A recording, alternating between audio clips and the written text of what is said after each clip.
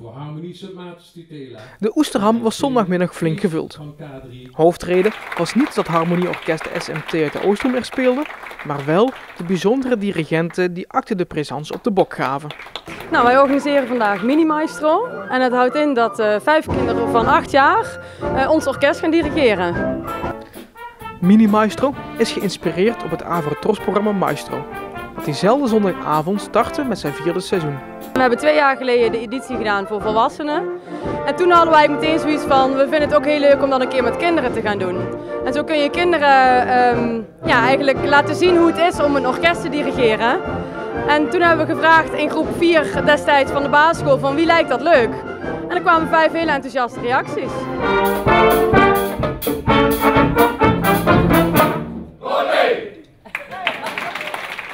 De competitie om de titel Mini Maestro ging tussen Teun, Dien, Dante, Pleun en Rens. Voordat zij voor alle publiek hun kunsten met de beton lieten horen, moest er wel eerst flink geoefend worden.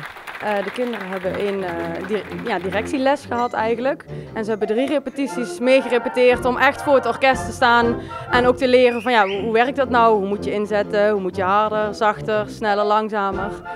En hoe moet je iedereen ook weer gelijkertijd laten stoppen?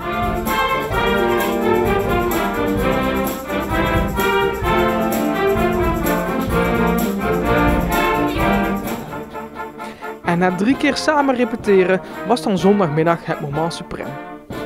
Ondanks dat de spanning erg hoog was, zagen de 5 mini-maestro's toch even de kans om met ons voor onze camera te praten. Heb je veel geoefend hiervoor?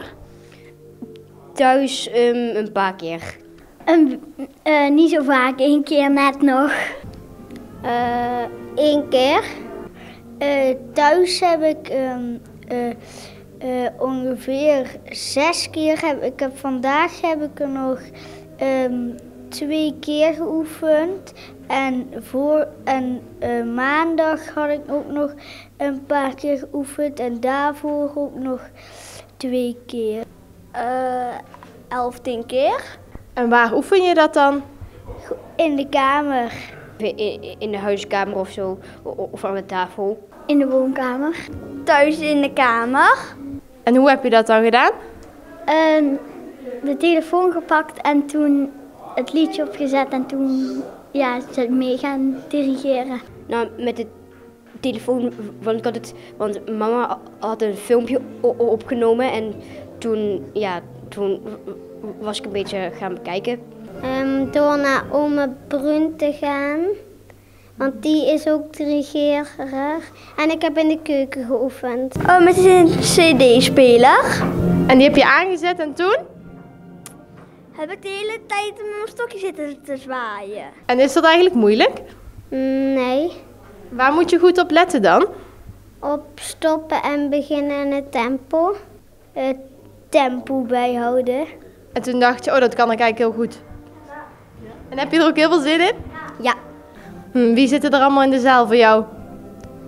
Papa, mama en mijn zus.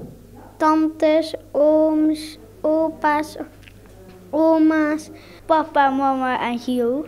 Papa en mama en mijn zusjes. Zitten hier papa en mama ook in de zaal? Ja, en mijn oma en opa. Oh, dus dan moet je wel extra goed je best doen, hè? Nee. En hoe ben je hier nou terechtgekomen? Omdat het me leuk leek om te dirigeren. Nou, het leek me leuk om te doen en ik vind het altijd... Ik hou ook van muziek maken. Ik zit zelf ook op drummen. En het leek me wel leuk. Omdat het me wel leuk leek om te dirigeren. En ben je een beetje zenuwachtig? Niet echt. Een beetje. Nee, een beetje. En ben je zenuwachtig voor dadelijk? Ja. Toen de 5 dirigentjes hun nummers ten gehore hadden gebracht, was het voor de jury en orkestleden de taak om 1 winnaar te kiezen. Voor de muzikanten was het een evenement waar ook zij veel van hebben geleerd. Kijk, we zijn natuurlijk gewend om met een professionele dirigent muziek te maken. En daar moet je natuurlijk heel erg op letten. En nu staan er in één keer kinderen voor die natuurlijk die ervaring niet hebben. Dus je moet ook heel goed naar elkaar blijven luisteren. En daar leren wij als orkest ook wel heel erg veel van. Dus dat is hartstikke leuk.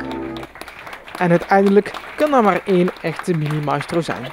En die titel, die ging naar... Rens!